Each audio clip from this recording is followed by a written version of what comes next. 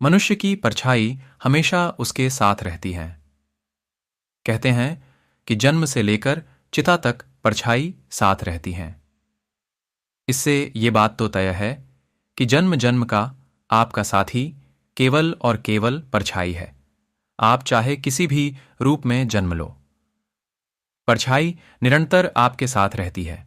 आप चाहे गलत काम करें या अच्छा, यह आपके हर काम की साक्षी है और यह आत्मिकता से भी जुड़ी हुई है। जब हम सूर्य के सामने खड़े होते हैं या जब हम रोशनी में आते हैं, तब हम नजर आती है, लेकिन जब हम अंधेरे में रहते हैं तब हमें छाया नजर नहीं आती। जानते हैं क्यों? क्योंकि परमात्मा का ये अंश, जीवात्मा जो कि जन्म के साथ ही हमारे साथ रहती है, वह हमारी आत्मा होती है जो परछाई के रूप में हम नजर आती है और जो हमें यह याद दिलाती है कि ईश्वर की इस दुनिया में तू अकेला नहीं है।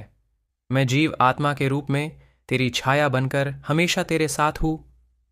लेकिन जैसे ही हम अंधेरे में जाते हैं वह छाया गायब हो जाती है।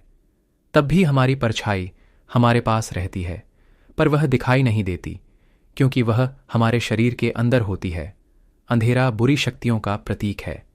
कहीं शरीर में जगह खाली पाकर कोई बुरी आत्मा शरीर में प्रवेश नहीं कर जाए, इसलिए हमारी परछाई हमारे शरीर से बाहर आकर हम दिखाई नहीं देती।